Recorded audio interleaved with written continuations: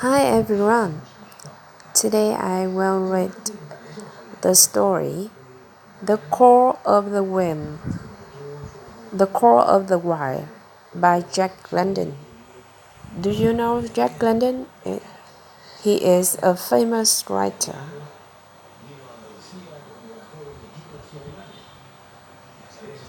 Chapter 1 The Thousand.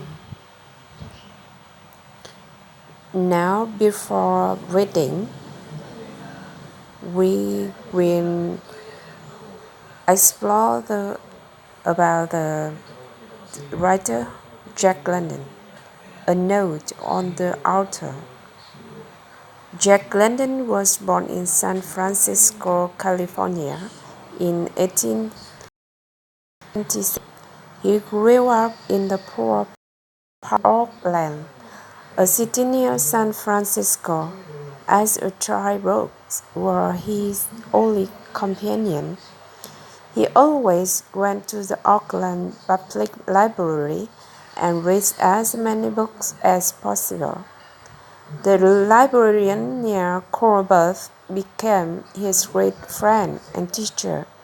Some of his favorite authors were Melville, Kipling, and Balzac. Jack London finished school at the age of 14. His family was poor and he could not go to high school. Jack went to work at Hickmore factory. He worked long hours and was paid very little money. He dreamed of adventure, travel, and excitement. He wanted to see the world. Factory life was not for him. He began drinking as a teenager, and this became a serious problem later on. At the age of 17, he decided to see the world. He became a sailor on a schooner and sailed to the North Pacific Ocean to hunt seal. 10 years later, he wrote about his terrible experience at sea in the book The Sea Wolf.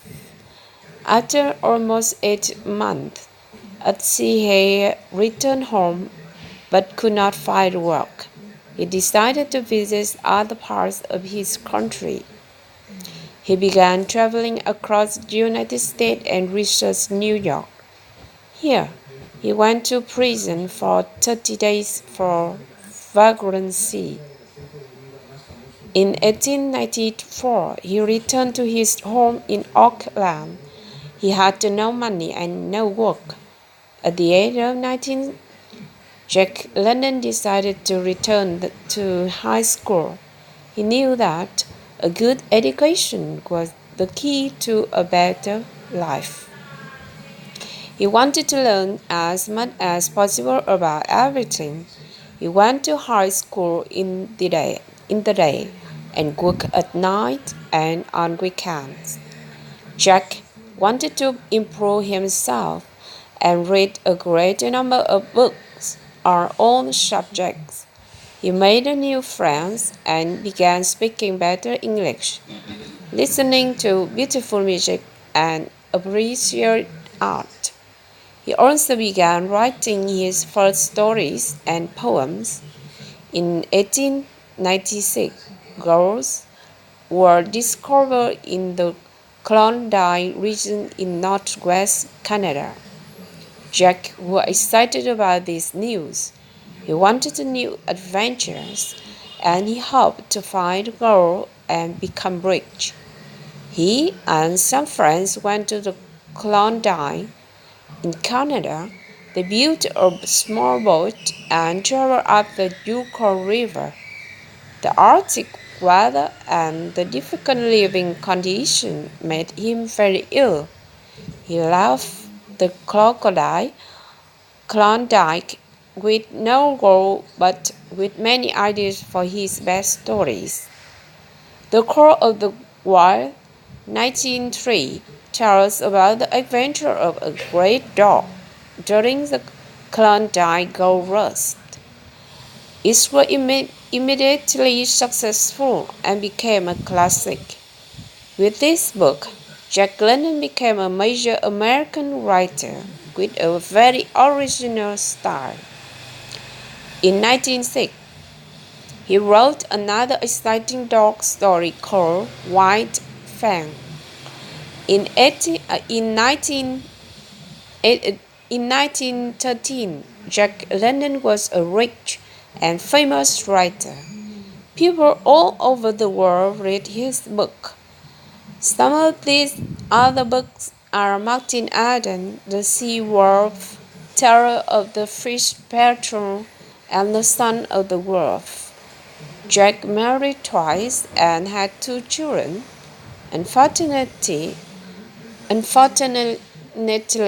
he had big financial problems because he spent his money on his friends, on drinking, and on his beautiful new home.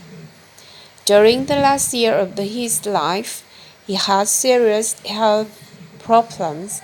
He died on November 22nd, 1916, after an intense and adventurous life. This is the map about Alaska, USA. The story takes place in Yukon Territory in northwest Canada. Gold was discovered in the Klondike region near the Yukon River in 1896.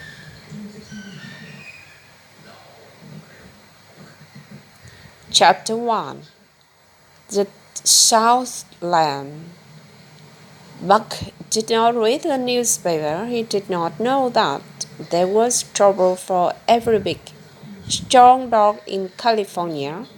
Men found a yellow metal called gold in the Klondike.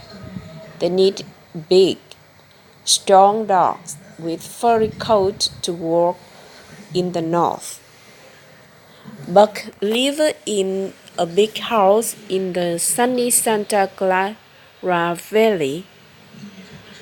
The house was called Jack Miller's place. Around the house there were big gardens, fruit trees, and horses. Buck was born here, and now he was 4 years old. There were other dogs too, but they were not important. Buck was the king. George Miller's place was his swam and hunt with the Jacksons. He walked with the Jack's daughter. He carried the Jack grandson on his back and played with them. In the winter, Buck sat at the Jack's feet in front of the fire. Buck's father was a big Saint Bernard, and his mother was a Scottish sheepdog. Buck weighed 140 pounds, and he was a happy and handsome dog. In the fall of 1897, men from all over the world went to the Klondike. They wanted to find gold, but Buck did not read the newspaper. Manuel was a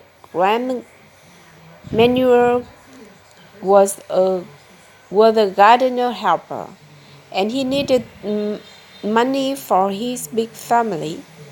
One evening, the dog was out of the house, and Manuel and Buck went for a walk. No one saw them leave, and only one man saw them at the railway station. The man talked to Manuel and gave him some money. Then Manuel tied a rope around Buck's neck. Buck let Manuel put the rope around his neck because he was his friend. But when the other man pulled the rope, Buck could not breathe. He was angry, and he jumped at the man. The man caught him, and suddenly Buck was on his back. His tongue was out of his mouth, and he was able to move. In the past, no one ever did this to him. The two men put him on the train in the baggage car. When Buck woke up, the train was moving. He was angry. The men watched him, but Buck was too quick. He beat the man's hand. That evening, the man took Buck to the back room of a salon in San Francisco. The saloon keeper looked at his hand. "I only got $50 for it," the man said.